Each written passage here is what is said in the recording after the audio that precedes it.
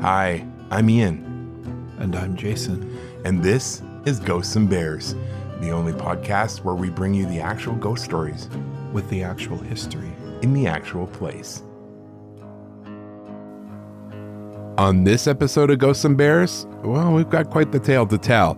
It's a haunting like I've never heard of before, and it's pretty intense. So we're off to talk to Kyle and Charlotte about their house in Victoria, where they're living with a ghost in my house. Coming up on Ghosts and Bears.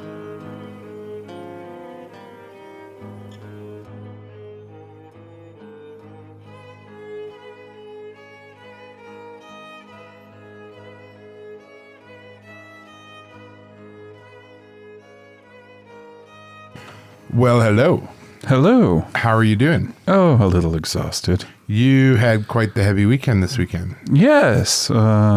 It was my MBA weekend, so we're done year one. Yep. And that means you are now in semester 3. Heading Wow. into 3. Yeah. Out of 5? Out of 5. Holy cats. It's happening. Yeah, it starts year 2 right away. Excellent. Good job. We're the second years now. Well, that's kind of cool. Yeah, now you can pick on those nerdy first years losers. Yeah. Isn't that right, Carl? We have a really cool episode for you. We haven't done one of these Ghosts in My House for a while. A long time. A long time. So, you know, it's weird because this past week, you and I actually, everybody in the house felt something was in the house. Yeah. What was going on, do you think? I have no idea. But we all felt I felt it touch me. And I It could felt have it. been my late aunt passing. I'm not entirely sure. So, for context, this past Easter, Jason has a relative who you haven't had a whole lot of contact with over the years. It's your mom's sister, one of your mom's my sisters. aunt, Velma. And we got May she word rest in that she peace. had passed, or she had had a massive She had stroke. a massive stroke. So we went to the hospital around midnight on Saturday of Easter weekend. And she passed away the next afternoon. Well, it was Easter Sunday at 6. Yeah. So she only had her funeral. Tell me how it goes. Tell me how it works, because it's a First Nations funeral. And what happens? It's not a funeral per se. No, exactly. So tell me about it. So she has a traditional title. And that title does not die with the person. No. So the first part of the ceremony is to remove her title and her regalia and then close the coffin. Right. So this weekend upcoming, the title will be transferred to her daughter in a feast. Right. I won't be able to attend that because I've got year-end in accounting. Yeah, and it's on a Friday. Yeah, it's a busy time for me. It's on a Friday, 5.5 hours away. So that's a bit can't do it. But no, that was really interesting to me because it's not a traditional thing, like a traditional white person thing at all. It's I'm rather ignorant to the process myself, so I was quiet. Yeah, but that's cool that you got to see it and got to be part of it. Well, a portion of it, yes. Yeah. So we've been dealing with that. We dealt with your school weekend. We finally sold the building we've needed to sell so that it's not draining us of every penny. Bizarre. So Auntie passes, and then within 20 minutes of that, it was rather gray on Sunday. Yeah. So when I took the dog for a walk and she passed, I got the email or the text. Actually, it was technically MSN Messenger.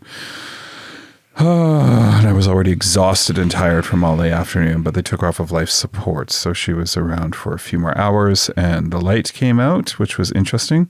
And within 20 minutes of that, the subjects were removed on the apartment building. So how bizarre is that? That was 6 and then 6:20 and then 6:30 we had our Easter dinner, turkey dinner. Pretty weird. Very quiet dinner. Obviously, we're not going to be celebrating. It was a very bittersweet weekend. Yeah, and I had to do a lot of studying, so that was a lot of schoolwork.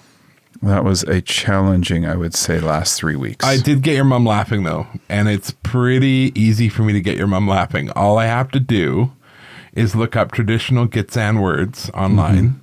And then try and pronounce them. He completely hashes them up. Your yes, mom it's pretty funny. Loves it. Yes. Loves it. So we at least gave her a happy meal happy ending for the meal on Sunday. So that was kind of fun. Yeah, that was fun. But we say all this because we did have something odd going on in the house this last week. And the interesting side of that is that this episode is a Ghost in My House episode. It's with Kyle and Charlotte, who are actually one of our patrons. And Kyle and I have known each other, we figured out, since he was 10 and I was about 19. I was in a band with his mom, and we have known each other a very, very long time. So Kyle and Charlotte rented a house in Victoria, and they talk a bit about this when we get into the interview. And they've been there, I think it's almost a year now. And things have gotten really weird. Jason and I did have an opportunity to go and check out the house. Do you remember that? Mm-hmm. And how did you feel there?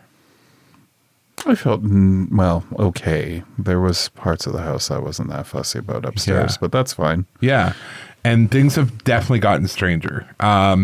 So that's what's coming up. And I hope you enjoy it. Mm-hmm. And it's a wild story. There's stuff in this story that I've never heard in any other ghost story. So I think you'll enjoy it. Yes, I hope you enjoy. So we will be right back after this. And here's Kyle and Charlotte and me, because Jason was at school, as I mentioned in the interview. Kyle, Charlotte, and me talking about the ghosts in their house coming up.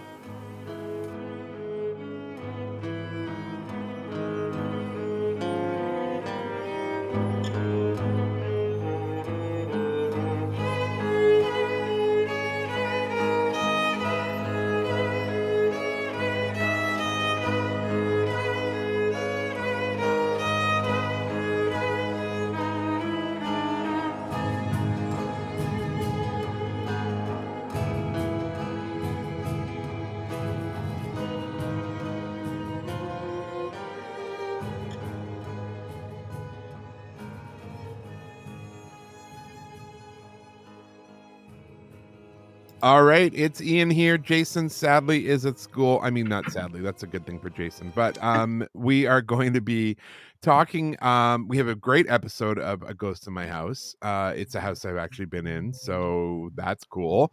And we're going to be talking with Kyle and Charlotte, who are great supporters of the show, great supporters of me. And I've actually known Kyle since he was, what, 14? 10. 10. Oh my God. Yeah. Wow. No, I don't know. Do you remember the time I was about 10, 11, maybe. Okay. And I was in a band with your mom. Yeah. That's right. And you played the drums because you were awesome. And I did. It's pretty crazy. That kind of started an addiction. Yeah. And now here we are. How many years later, my friend? Well, do you remember driving me to Rocky Mountain House one time when I was probably about 12 or so? And you had at that time you loved your Bare Naked Ladies, the music. Bare Naked Ladies. And I was going to say thank you for saying music. Yeah. Well, and I'm in the car, and I'm not trying to let you know what I'm looking for, but I'm searching for the cassette jacket as we're listening to Bare Naked Ladies, and finally, and I was pretty intent on finding this cassette jacket. And you finally you turned to me and you said, I know why you're trying to find the pictures. And you're going to be disappointed. Yeah, it's a bunch of guys from Scarborough. Okay, so right. You guys have been living in Alberta for most of the time you've lived on this planet. Well, not you, Charlotte. You're from further away. My homeland, so we bond over that. But you decided to make a move to Victoria, and I would love to know what made you want to do that, because you live in both places, right? You have a home in Victoria and a home in Alberta. Yeah, we do. Yeah, so we our business is based across Canada, and for a long time our base was in Alberta, and two of our children are still out there, and a bunch of our family. But we had actually come out to visit you guys and loved it out here. Right. And our daughter our daughter's best friend was also moving out here with her family, and she had expressed an interest in potentially maybe going to college out here. And Kyle's kind of health took a bit of a turn, and we'd heard that the healthcare was good. And so we decided last year, just over a year ago, that we were going to make the move out here, and we found a place. Kind of everything fell together, and then here we are. So we kind of go back and forth. Spend a lot of our time here, but still go back and forth. And what made you? So I'm calling this episode "Ghost of My House, Victoria" because people know where Victoria is, but it's actually in Saanichton, correct? Just outside of Victoria. That's right. Yeah, Saanichton. Central Saanich. Yeah, Central Saanich. Yes, there's so many little Saaniches. There's North Saanich. There are, and people. When I first moved here, I thought it was weird because people would say to me, you're in the country," and I'm going, country, because I'm from Alberta and this isn't the country. No. But, if you can see another house, it's not the country. Yeah, exactly. That's right. So what made you, so describe the house to me. Like, you guys, did you go walk through the house before you rented it, or how did that work? Tell me about the house. No, we actually, so we didn't take a trip out here before we rented it.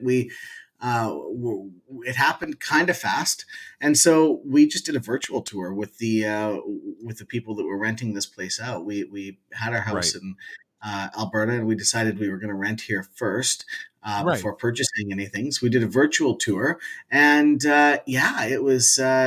What I remember the most is it was the middle of December and she went outside in flip-flops and I thought, sold. Right.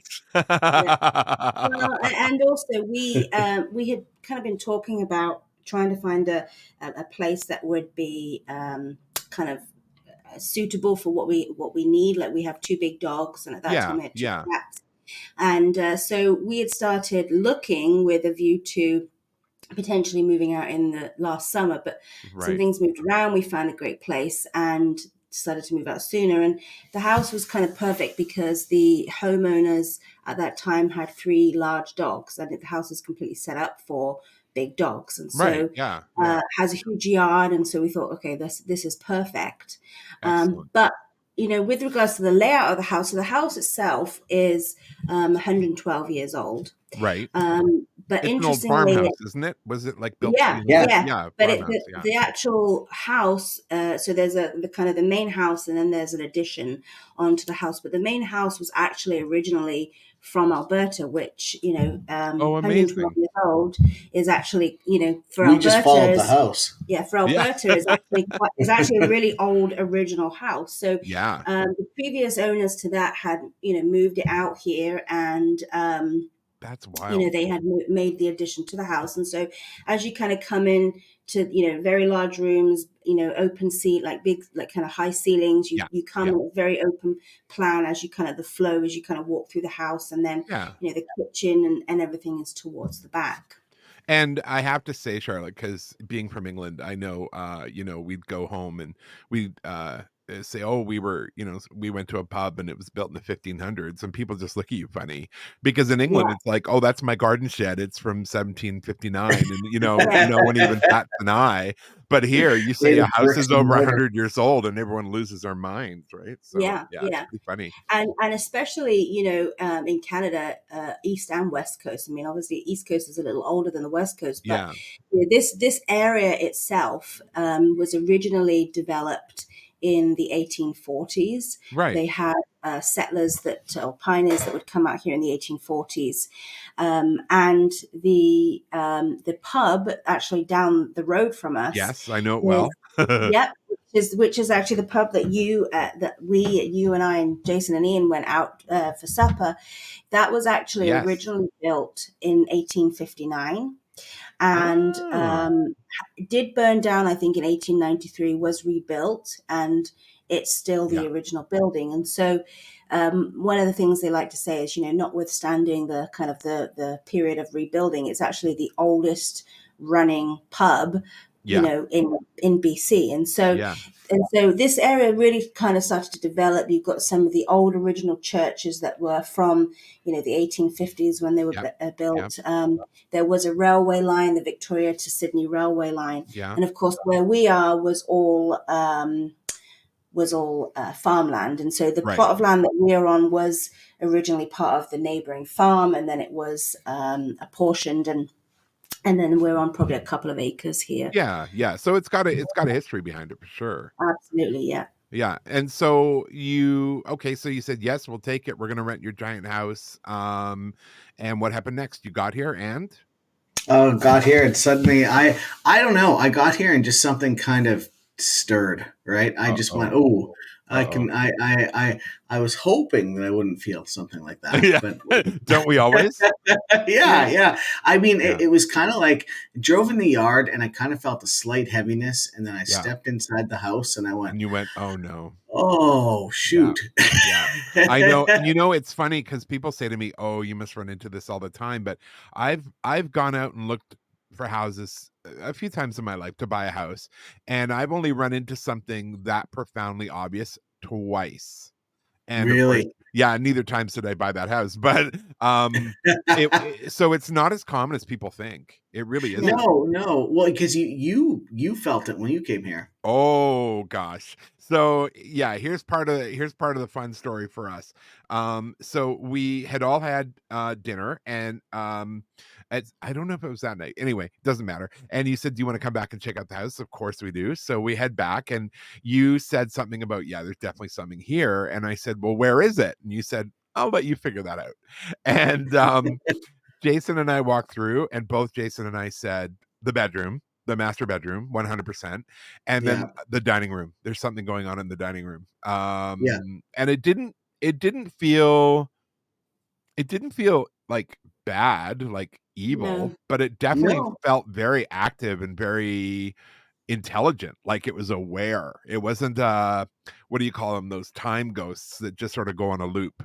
This was something that was actively living in your house because it was their house. You know what I mean? Yes. Yeah. So and that's kind of what we've got. We've never felt that anything kind of untoward, like it has, any ill intention towards us. It's more so, I get the impression it's more so we're in their space. Yes. Keeping an eye on us. Uncomfortable roommates. Yeah. Like the awkward person in the corner who keeps looking at you and you're not quite sure why they keep staring at you. Kind of thing. So the house itself, so when you come upstairs, there's 4 bedrooms and then there's a bathroom. Right. And the bathroom is like the back of the original house, and then that would be where the addition starts. So the addition is the dining room and the kitchen, and the space above the dining room is essentially just an attic space. I remember it well. That has just been, I guess, left as storage. They've never done anything really with it. There's a window in there, but it's not insulated or there's some boards in there. It looks like they were going to start something but never did. Yeah, and there's an actual door that leads off of the bathroom, like an actual full-size door that leads off the bathroom. Literally, you cannot keep shut. And as soon as, like, none of us in the house, none of us go in there. None of us spend any time in there. Originally, the kids, when we came out here, were like, oh, yeah, we could use this as a hangout space. And like, we don't even use it as storage. Like, we don't use that area at all. Because as soon as you step into that area, you just feel... You just get hit with something heavy. Yeah, you just feel like, this is not a space I want to be in at all. Well, and whatever's in there is saying, this is my space, and I'm not sharing it. Like, you have the rest of the house. Yes, exactly. When you walked in there, I remember you going, whoa, I felt like I just sunk. Yeah. And I remember that. And Jason had the same reaction. We had almost the identical reaction at the same time. Like it was really, really heavy. And it's so crazy. And you mentioned about not being able to keep the door shut. That was something I experienced as well when I lived in that haunted house in New Brunswick. It was the same thing. The door between the kitchen and the living room, which was the living room was part of the original house and the kitchen was an addition. And that door, so it would have been the back door to the house originally. And you couldn't keep it shut. It wouldn't stay shut. Every single morning it was ajar or open or whatever. We've even put I wouldn't call it a lock. What would you put on it? Well, we fun fact, our dog gets into everything. So we actually got these stick-on padlocks from Amazon, really strong, like 3M adhesive. Yeah. And you can lock them. It has like a wire, like a kind of a wire thread, and you can lock them with a key. And I had one spare, so I actually put it on that door so that it would keep the thing shut. It would keep it shut. And It doesn't. It falls off every night. It randomly falls sometimes down. it doesn't fall off. It'll stay out. Now this morning I noticed instead of falling off, what it's done somehow is even though it's still stuck on there, the little the little rope, or what are not rope, but the little wires in between have stretched. So now it's open about 2 inches. Oh my goodness. So it found its own way. It found its own way. Yeah. And it's funny because one of our dogs, he, he'll kind of, if we put him in our bedroom to hang out or whatever, he'll always go into the bathroom and then through that into the storage area. If the door's open, he'll go into the storage area. We don't know why, but he seems to, and then he gets himself. Then the door's shut after that, and then we have to. Which he's I don't know if he's bumped it shut, but without fail, it's always shut after that, and then we have to find our dog who is in the storage room. Well, maybe whatever it is, really like dogs. You never know. You never know. Yeah. But, it's interesting. It's interesting what you said about the master bedroom. I've actually never felt it in the master bedroom, but I have. You have, yeah. And the previous owners, it's funny. They had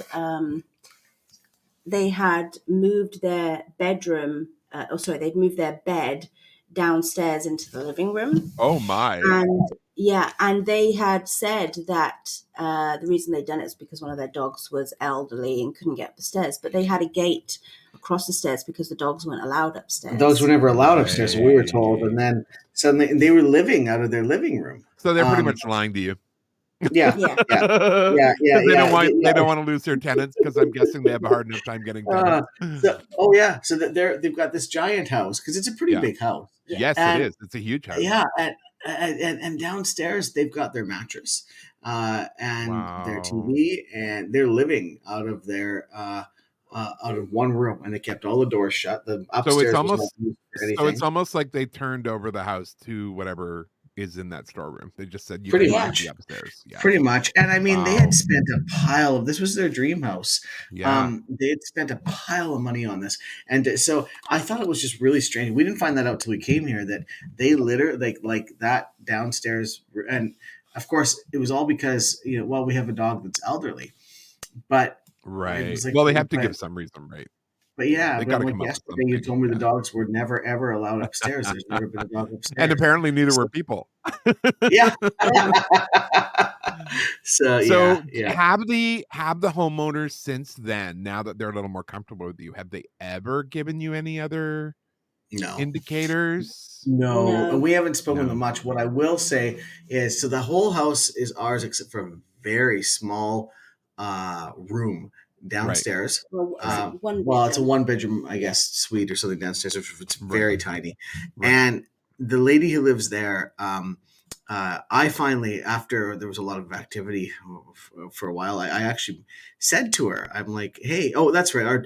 Our doorbell just wouldn't stop ringing. Right. And and there was a bunch of other stuff. No one was there. We've got cameras out. Yeah. But, and so I actually started asking her, like, if I took the leap that maybe she'd be someone who'd. And it is a leap. That's a great way to describe that, because 100% is a leap, because they're either going to dismiss you as crazy or they're going to go, oh my God, thank you.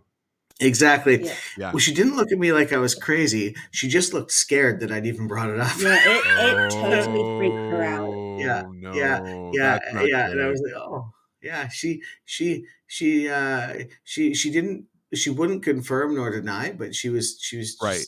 It just freaked her right out, and I even asked. So I was like, okay, all right. So, I'm like, so you knew right off the bat, the old homeowners had given you plenty of reason to know there was something going on. So what started happening? What kind of thing, other than the door opening and closing? Because I mean, that's weird enough as it is, but what else was going on? Well, the first thing for me anyway, I mean, it was my first 10 minutes here, and I went and I was standing in the dining room because I was looking to see where to put some art. Yeah. And all of a sudden I had to get out. It was just, I felt like there was something or someone else there that was very disapproving, and I could just sense, and I don't, just to be honest and candid, I felt like there was this older woman staring at me in disapproval. Right. That's what it is. And I felt that every time I go into that dining room, there's an old lady that just is is there, and she's very disapproving of me. So and now just you, I felt that. You felt it I felt that too. In fact, I've not ever seen anything, but I have an image in my mind. Okay, we've never talked about this. Yeah. Yes, me too. Interesting. Revelations. I've never actually seen anything, but I've actually, it's like an imprint in my, like an impression that I have of a, I would say probably middle-aged, maybe 50s woman, and she's in like the Victorian era clothing. Long skirt. Yeah. Yes, long skirt. Is it blue? Maybe like a dark brown or dark gray. I was right.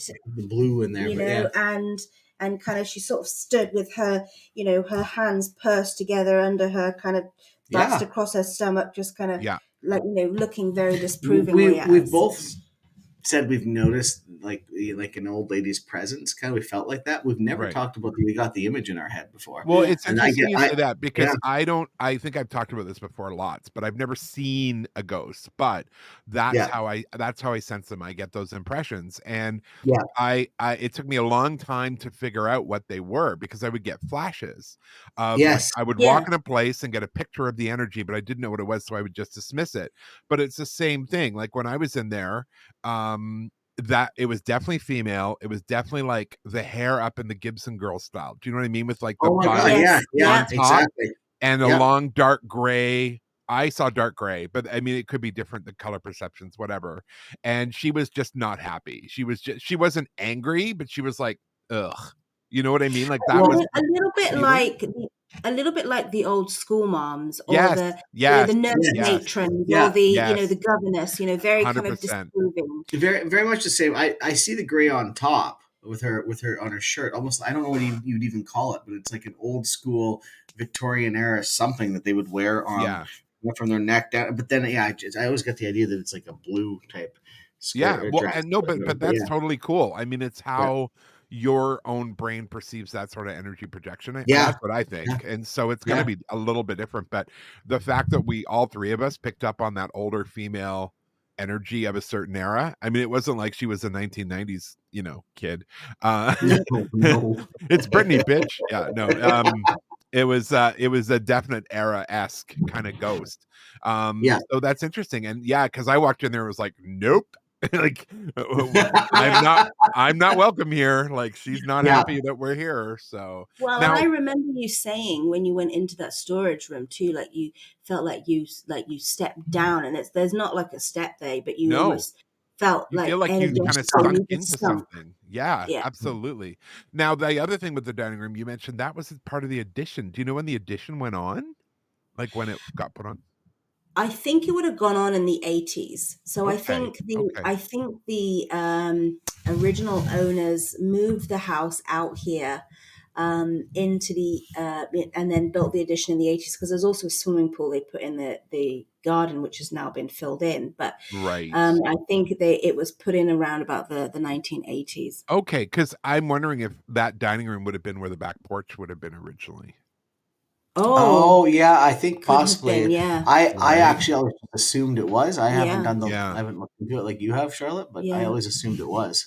That's kind of the picture I'm getting is she's kind of on her back porch surveying the land and not very happy with what she sees. Yeah. Well, because now she sees a kitchen. Yeah, right. That's even more mad. What else has been going on? We've got the lady in the dining room. We've got the weird door opening and closing in the storeroom, which I think honestly is where they all like to hang out. That's it's gotta be.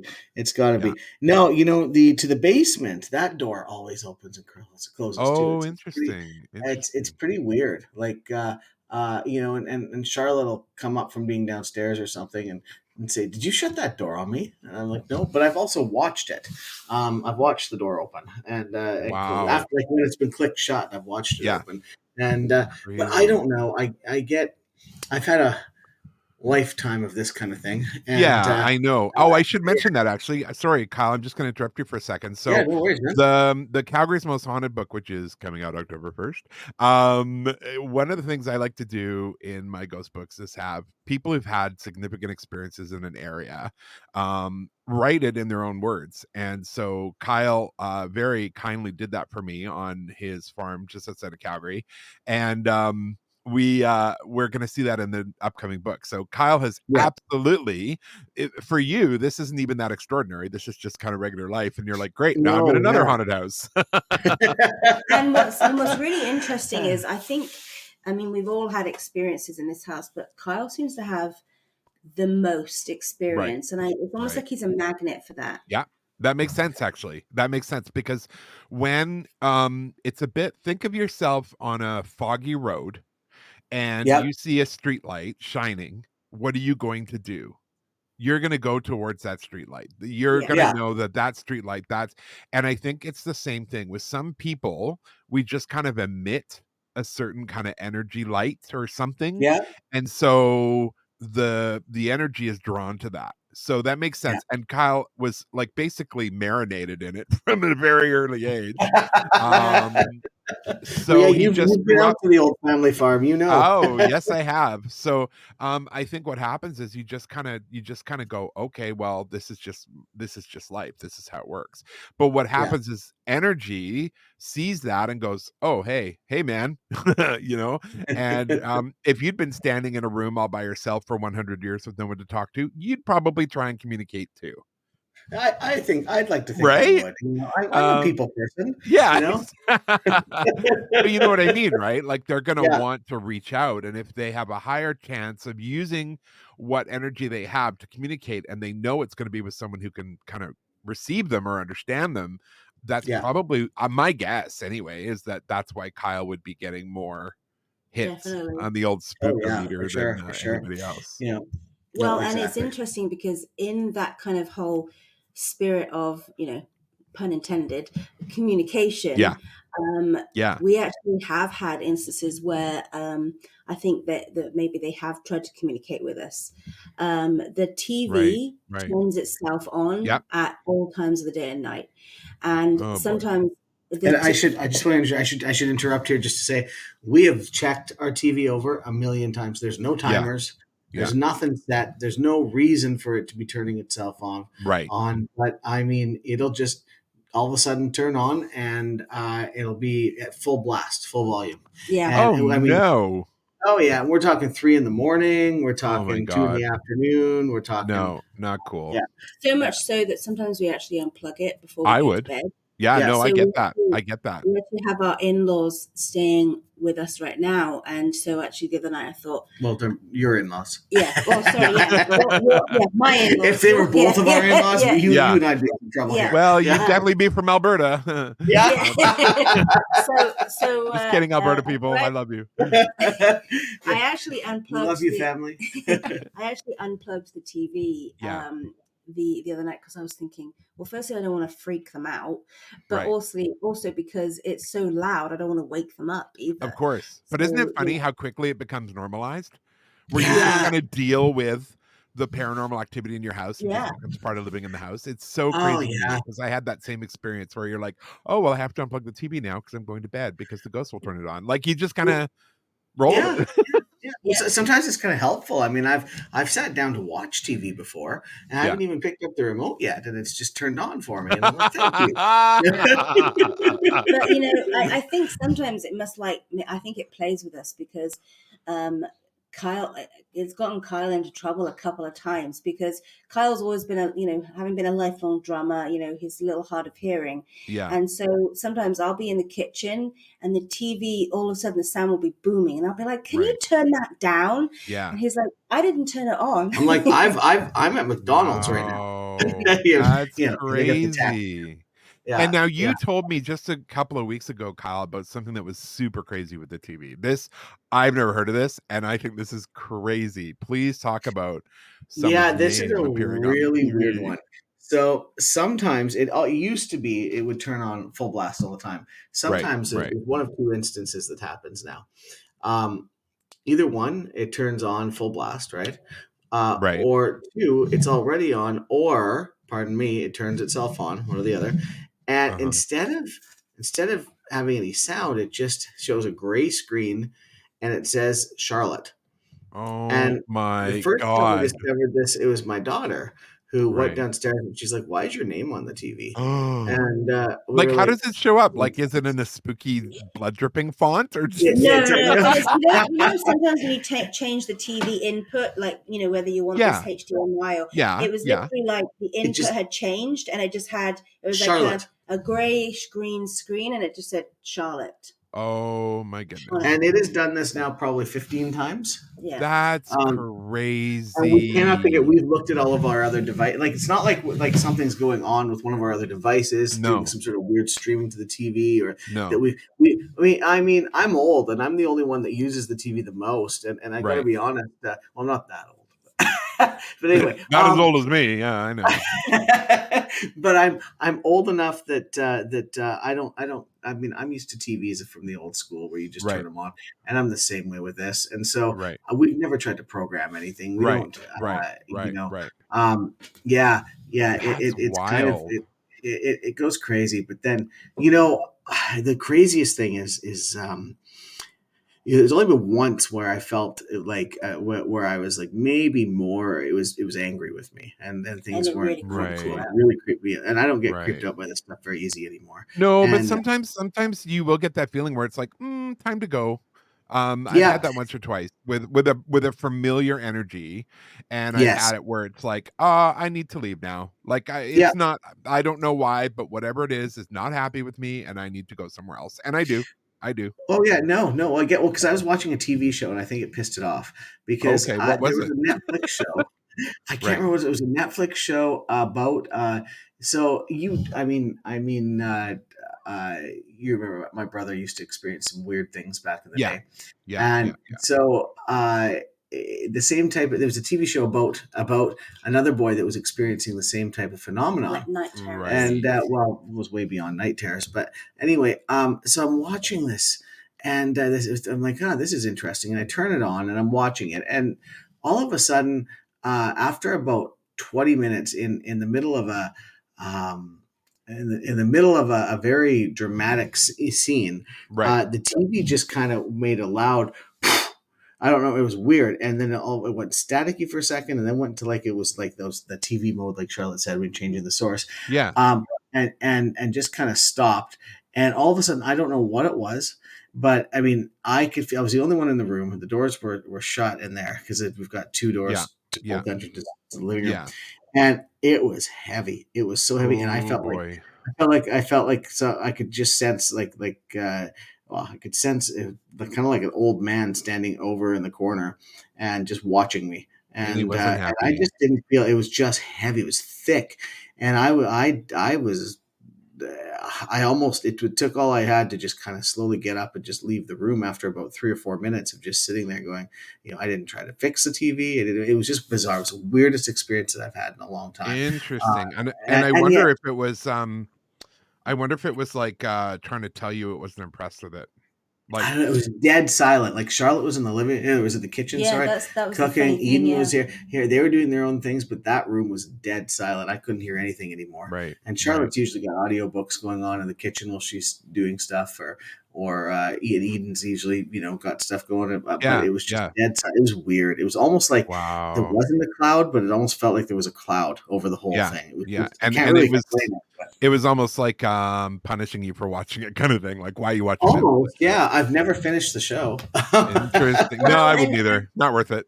No, and no. I kind of my theory about that is going back to the old pioneers that first settled in the area. One of the very first things that they built was a church, and in fact it's still, Yeah. I think it's been rebuilt, but it's still on the same site, and it's not very Oh, far from wow. here. So Yeah. they were all very much church going folk, and I wonder if maybe it was offended, or it just was Yes. because obviously Yeah. back then, because I think the show was something like The Devil Inside Me or something like that, right? Oh, It was yeah. They wouldn't like that at all.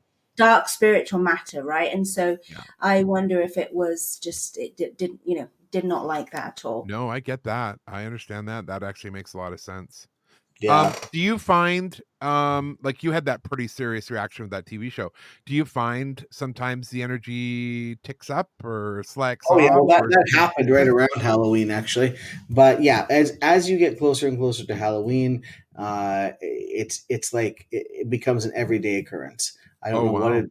Yeah, and within usually by I found last year it was probably by June or July, things were happening every day, and then it Right. tapered off after that. But then it kind of came back around Christmas, really heavy, and Yeah. then things happen every week, but The more we not talk, or the more we talk it, about it, or the more we listen to Right. ghosts and bears or any other ghostly type thing, within the home, we notice. we've actually found that we can't listen to a podcast while we're in the house. We have to listen to it outside Oh, because crazy. it seems to trigger something, So I'm sure tonight now, after we're sitting in the master bedroom talking about this, so I'm sure tonight it's going to be. Well, I kind of want. Some interesting activity. I was like, this could be fun. Maybe something will happen while we're here. That's awesome. Well, I mean, you really are kind of picking up on the personalities of the people who are there, which is actually kind of good. Yeah. But on the flip side, I mean, if you can manage it, that's good. But it right now it just sounds like have you ever brought in anything like an EKG meter or whatever? Like if I was there now, like if we still lived in Victoria, I'd be over with my EKG. Like once we did that on that TV show on the other side, once we did that, I was a lot more comfortable with that, and I would absolutely bring that over and start asking questions. Yeah, we actually haven't, and so. I think maybe I haven't just because I'm like, I don't know, maybe then I have to face the fact that there is something. I get it. Even though I know there obviously is. Well, I've still got a little bit of plausible deniability, I know, I understand that. And Jason is always the one who's like, let's take the EKG meter. And I'm like, let's not. And because I'm like, he's like, well, why? Like, it'd be really cool. And I'm like, because we don't know or can control what comes through. Yeah, and he's like, exactly. Oh yeah, good point. And we've sensed. See, I'm a little more like Jason that way. Whereas I would probably do it, but I wouldn't think about it. Then I'd probably be like, well, maybe I shouldn't have done this. And I get that. I get that. Yeah, we've had other experiences as well, like around the property. So we quite often. So our daughter's bedroom faces onto the road, right? And she and both our kids actually have reported hearing whistling. Somebody not just them, we heard. So we've heard it too. Somebody stood outside the house just whistling. But we'd look and there's no one there. I'll go out. There's no one around, and then we'll hear it. But we'll hear it like with all within our walls too. Yeah. And so I remember one night, finally after this had happened for like the fifth time, and obviously someone's whistling quite loud. My daughter finally came knocked on her room. She's like, do you hear whistling? And I'm like, yeah, pretty loudly. and she's like, me too. And Charlotte's like, yeah. And so, I mean, and this is by the time we've already checked several times before. Yeah. It's the same thing, same whistling. Well, you just stop checking after a while. You don't even, you just go, there it is. And I've been in that situation too. And it's quite loud. It's like whistling a tune, and it's like outside, inside. They can't really pinpoint it. No one, we've got lights that turn on outside too, sensor lights. If anybody, no one's outside. We've checked it enough times. They never are. And it's not windy, nothing like that. But one of our dogs is very clearly someone whistling a tune. Yeah, right. And one of our dogs is really sensitive to it too. Like he'll sometimes be just sat in the living room with us, and he'll start randomly looking at something and barking. Right? He'll follow something around. Living room and in the dining room, he'll follow something around and barking and you. So I mean, you've met our dogs. They're two big Rottweilers. Yeah, they're terrifying. They're guard dogs. I mean, they're lovely. I mean, I love them to death. But I mean, you tell the delivery guy, do not deliver to the back door because if you go in that gate, you might die. And, the dogs will kill you. Yes. Yeah. And they're. I mean, we love them. They're great. The breeder breeds for the RCMP, right? And so anyway, so he'll get as if it's like an intruder's come in the house, and he'll just start acting as if someone's there, and he'll be growling at it and barking at it, and he'll just be following it around, and and it's happened a lot. The first few times I was like, was he losing his mind? But Well, and our daughter had one experience. She was it was probably like late in the evening, maybe like 11:30. We'd gone upstairs to bed, but we weren't asleep, and she was downstairs. She's a real night owl. She kind of goes down about midnight, 1 in the morning. Yeah, she goes downstairs to snack, and she said the dog. It actually freaked her out, and she said the dog just started going nuts. And so when you go into the back of the house, there's like on one side of the kitchen there's a back door, and then on the other side there's like a what they call a sunroom where there's windows and a back door, and then there's windows along the side, so you can kind of watch all the way. You can kind of start on one room and one side and look at one direction of the room and kind of follow something all the way around. And she said one day the dog was growling and just barking and going nuts, looking out on one side of the room at the door, and then he literally followed this around the house, went to each door, each window, just barking at something. She actually came up and got us because she thought it would wake us up, but she actually really freaked her out. That it would because it's so bizarre and not typical. Yeah, but I mean that's not the only time we've seen or experienced things outside the house too on the property. Like, I've seen a little girl. Really? Yes, like scene.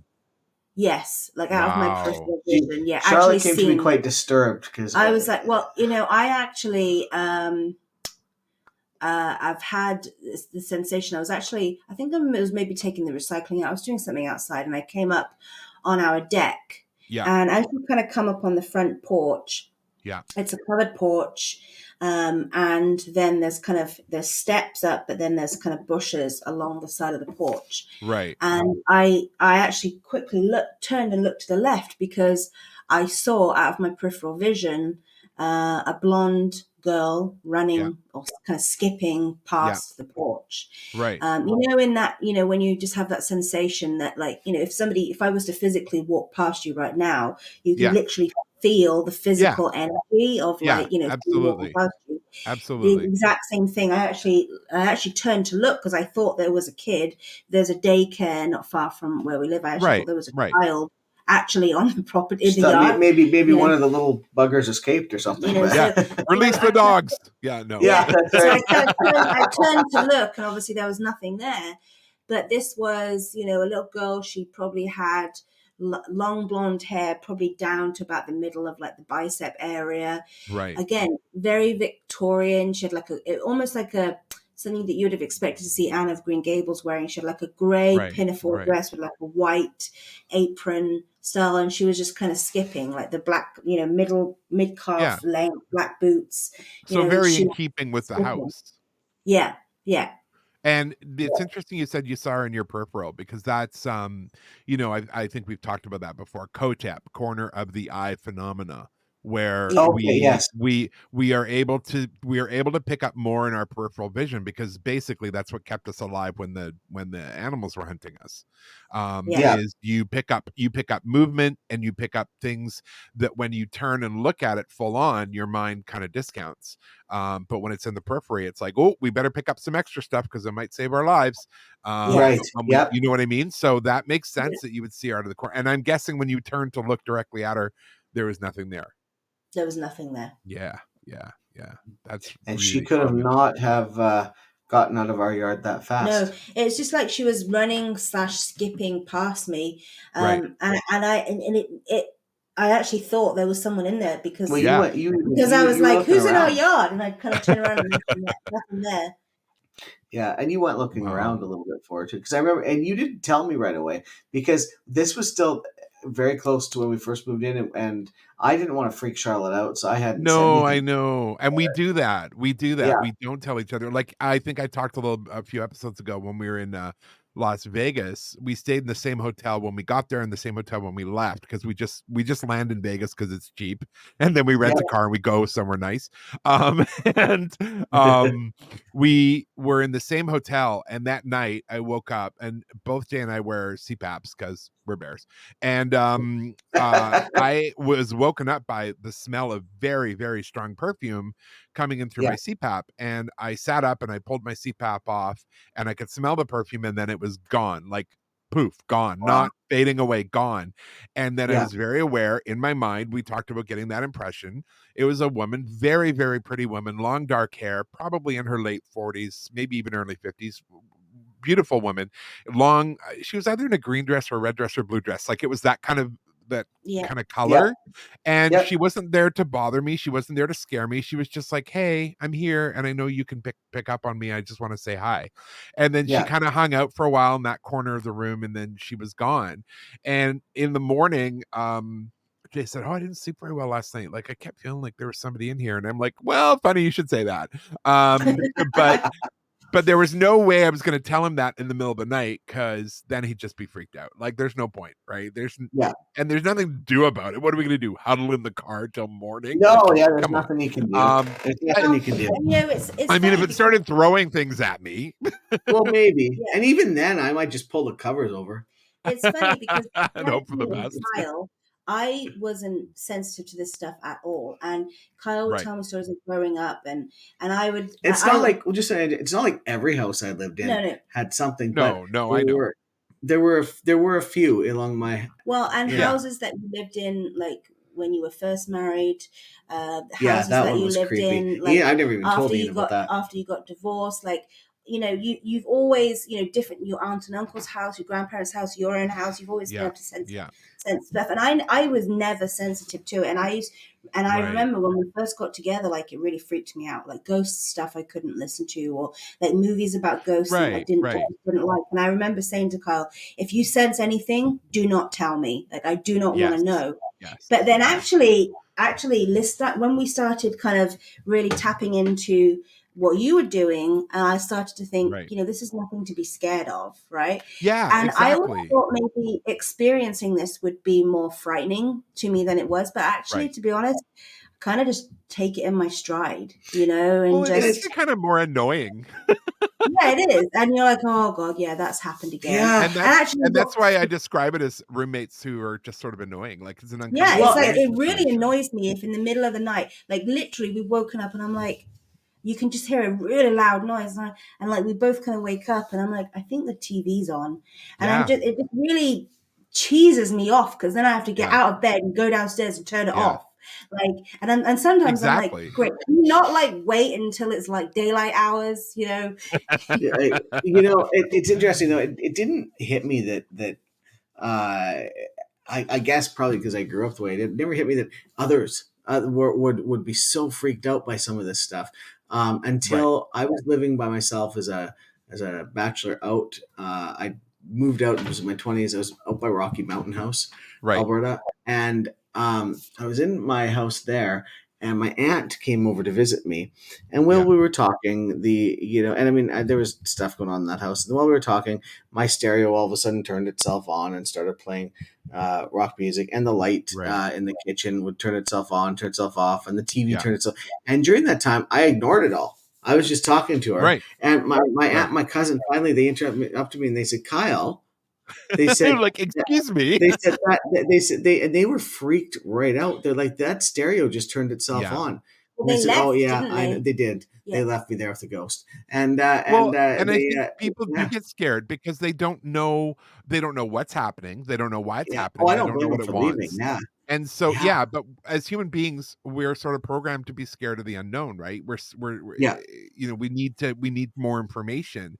And if all we have is signs or things happening, our default reaction is fear. It really it's is. like in movies. It's like in movies. Oh, something's in the forest. Shoot it and ask questions later. What are you doing? Yeah, exactly. And that really goes back to what you were saying about, programmed to keep us safe, right? Yeah. You're not going to go and run towards something naturally that could hurt you. Right. Or that you don't understand. You don't know things can hurt you. And for some people too, I think changing your worldview, if you decide I'm a person of science and therefore ghosts aren't real, if you decide that and then you find yourself in a situation or a house like the one you're living in right now, it's very difficult to put that somewhere mentally where it's not going to hurt you or confuse you or frighten you because you have decided that in your worldview, this isn't real. So even though you've got evidence that is happening in front of you, you have nowhere to put that. It's why people will ask me, well, what are your beliefs? I'm like, well, I consider myself a humanist. They're like, yeah, but you believe in ghosts. I'm like, yeah, I'm a humanist that believes in ghosts. Well, no, and the two don't really correlate, but no. yeah. I know. And I just say, look, all I can tell you is I know what I've experienced, and I'm never ever going to tell someone that what they've experienced is wrong or isn't true, because it's their experience. Exactly. And the biggest thing I think is there's nothing to be scared of. It's just how are you going to manage this, right? Yeah. Well, and I kind of keep an open mind, and I'm into I guess some of the more woo woo stuff than Kyle, and I don't go quite as far woo-woo, but it's quite as far into it as some people. But like for example, things like psychics. I said to Kyle, I keep an open mind. Like having had some of the experiences we've had, I'm like listening to some of the experiences Kyle's had. I think there's totally people who do have, the ability of, psychic mediumship, and, are able to openly communicate, and I know some, there is a whole realm of people out there who just think that's kind of, made up. But I'm like, I'm open-minded to it. I think definitely, that's definitely in the realm of possibility. I think the only thing for me, oh, sorry, go ahead. No. I was just gonna say. I mean, the trick is being open-minded, but not so much your brain falls out, right? Like, exactly. I'm a critical believer, I think, is the best way to describe it. Where, I'm going to not take everything at face value. I want more information, but I'm also, like I said, I'm not gonna. If you tell me, oh, I took these pictures and there were ghosts flying around, and then you've got orb pictures, which, whatever, orbs. But for some people, that's 100%. They know what they felt when they were in that moment. So I'm never going to discount that. Am I going to take that as empirical evidence that ghosts are there? Maybe not. But for them, maybe, because I don't have all the evidence. I've got one piece of it. And I know I've been in situations where I felt absolutely 100% there was something going on, but I can't point to anything in the environment or with my other five senses and go, this is how I know what's going on, right? It's usually someone else says, hey, did you pick up on X, Y, or Z? And you're like, yes. And that for me is the evidence that you need, right?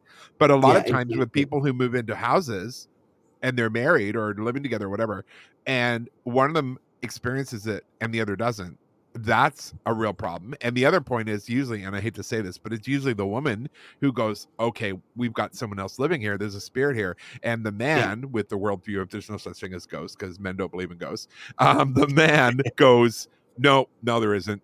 And it's like, so either she's crazy or she's lying. Those are the only other two spaces you've given her to be in. And how is that good for anybody? Like, I've seen relationships end because the person's like, why won't you believe me? And they're like, well, I can't believe you because it's not real. It's like, oh, just stop. It drives me nuts too. They don't believe them because it's not real, or because they can't deal with it. They can't deal with, they believe it, and that's just too scary for them. Exactly. Because it means changing your worldview. It means changing your worldview. And for a lot of people, that's just unacceptable. Which baffles me. I'm always open to change my worldview. You got something new for me? Hit me with it. Let's talk it out. But that's what I mean. That's what being human is all about. I mean, our beliefs evolve. We evolve, right? Yeah, hopefully. We look at, well, hopefully. There are some people in this world. I'm not sure if they are never going to evolve. No. Well, they live in curves. No, I'm kidding. Yeah.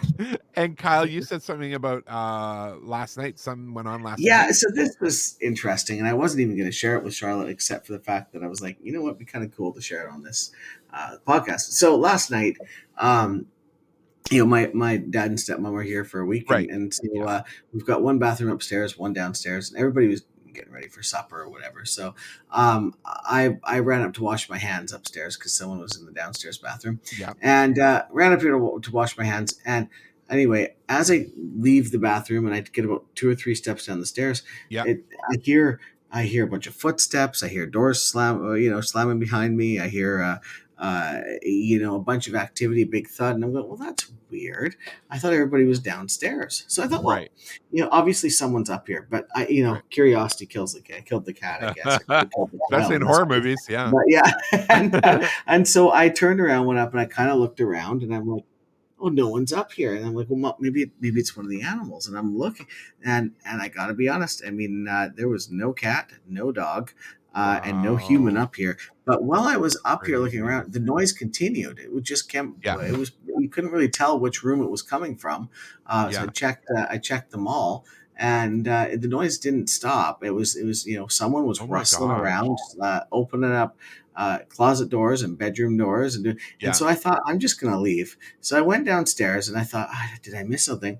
And as I went downstairs and I went into our foyer, our dog was sleeping, or one dog was sleeping by the door, and then I continued on into the through the living room and saw the cat in the living room, and then I was really paying attention for this. This is how I know. And then I went into our kitchen, and there was Eden, Dad, Lorene, myself. Everybody. I was myself. Charlotte. Everybody was there.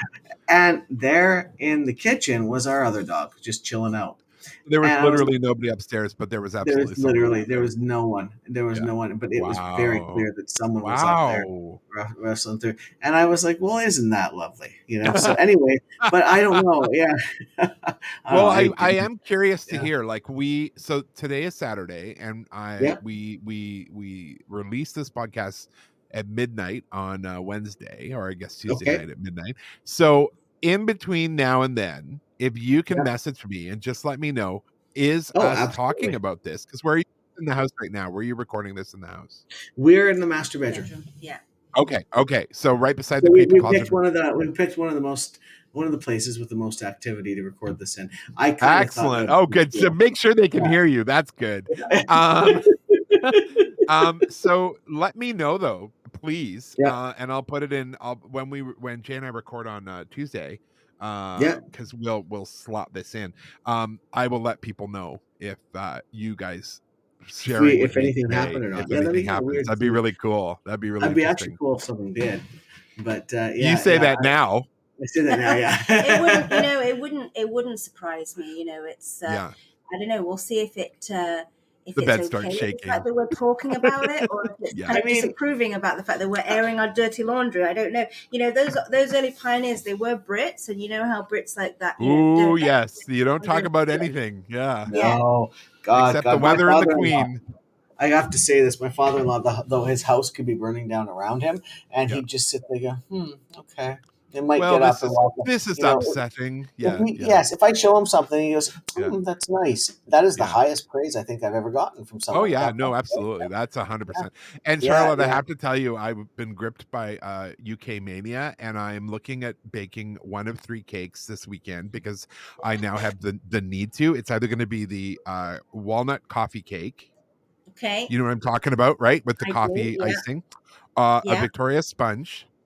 Or if I'm feeling very, very energetic and industrious, I may try and make a Battenberg. Oh, Battenberg is one of my favorite. Mine too, but it's so hard to find. If you're going to make a coffee cake, get the Camp extract. It's called Camp, and it's like a coffee extract. It's a bottle of. My auntie was famous for her coffee cakes, and she always used that. Thank you for that pro tip. I will absolutely do so. You're welcome.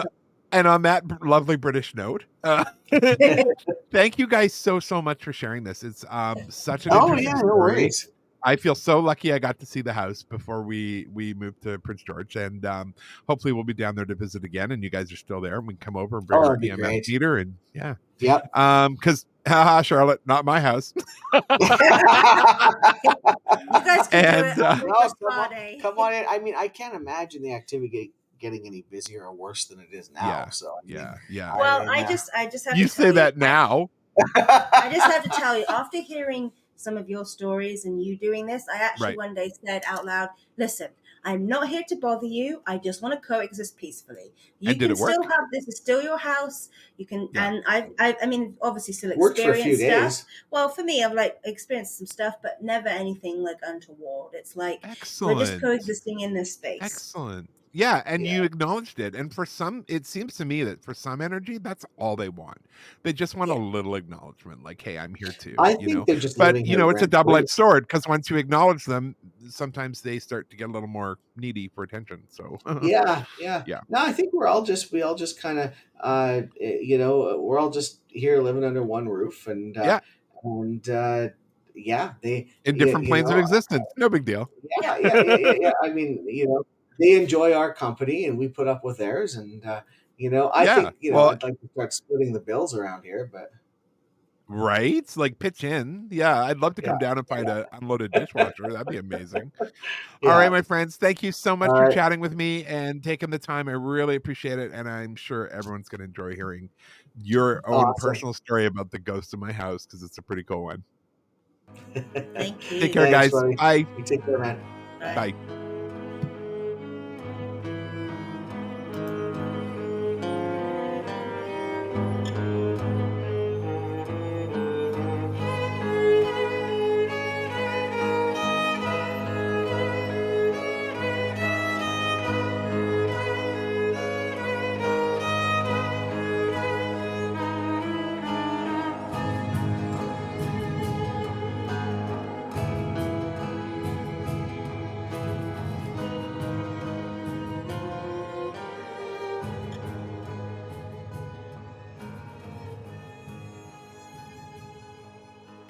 And we're back. Wasn't that fun, eh? That was wild. Mm-hmm. I mean, I knew the house was creepy, and we talked about that, but I didn't know it was going to get that weird. No, that is bizarre. And their dog's going all crazy. And the television, that's bizarre too. Yeah, I've never heard of that in any other thing.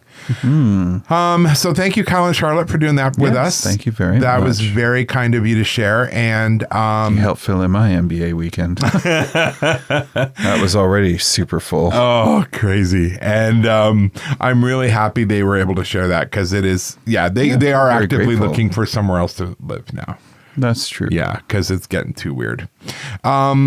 Speaking of Kyle and Charlotte being patrons and our wonderful supporters, we actually want to thank our patrons who have been amazing and have helped us and supported us through all this. Thank you very much. We're very grateful. We are. So we want to thank Michelle, Taylor, Dawn, Robin, Maria, Gina, Sherry, Marion, Kathleen, Alexa, Mary Francis, Christopher, David, Ashley, Jeremiah, Elizabeth, BB Nix, Melinda, Jordan, Tammy, Taya, Evan, Arwen, Steve, Kyle and Charlotte, Catherine, and Mari. Thank you guys very much. So much for all your support. I've really gotten used to you scrolling conveniently when I have to read it. See, that time I was trying to do it when I was reading it.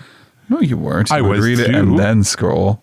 Well, I was trying. It's a good thing I'm really good at speed reading now with all these courses and books. And also, don't forget, if you want to support us, we would sure appreciate it. You can go to patreon.com and punch in Ghosts and Bears, and you'll find our page. Thank you very much. And it helps us. Well, it helps us and gets you merch. We have stickers, t-shirts, and mugs that come with the Patreon. And if you want a different kind of t-shirt, there's always the Redbubble store, Ghosts and Bears. And that's going to let you choose from a variety of things, not just shirts and mugs, but like all sorts of backpacks and stuff, all kinds of stuff. So you are welcome to jump in there too. And please, if you have if you live in a haunted house, you want to be a Ghost in My House episode, we would welcome that. And that is, we're always available. The best thing to do, honestly, is email us at ghostsandbears@gmail.com. But we're also on Facebook. We're also on Instagram. So all sorts of outlets. All terrible social media outlets. Yeah, exactly. Well, thank you very much for listening. We do appreciate it. And I know this is a long one, so we're keeping this short because I think the hour clocked in at like 57 minutes for the interview. That sounds good. Well, have a wonderful week. Yes. Thank you, friends. And thanks for being with us, and keep listening. And we're going to come up with a new entrance spiel for the next episode, so listen for that as we change the direction of the podcast from a little less about being in the actual place to a little more about the ghost stories. So we're going to talk about that. So actual ghost stories from the actual place. No, actual ghost stories. I think it goes like this. Actual ghost stories. No, actual stories, actual ghosts, actual bears. Oh, okay, that's cool. Right? Yeah. So if you check out our social media, that was not well rehearsed at all. No, well, obviously you can tell we're running rough today. Well, I'm pretty rough because I'm trying to finish up year end and accounting at the same time. I know, and doing my final projects. I promise you'll get there. I'm so exhausted. So that's what's going on, and check out our new banner at the website and stuff like that, and you'll see what's going on. You check that out, you buy some merch, whatever. Enjoy. Thanks so much, guys. We love you, and we will see you soon on the next episode of Ghosts and Bears. Take care. Bye. Bye.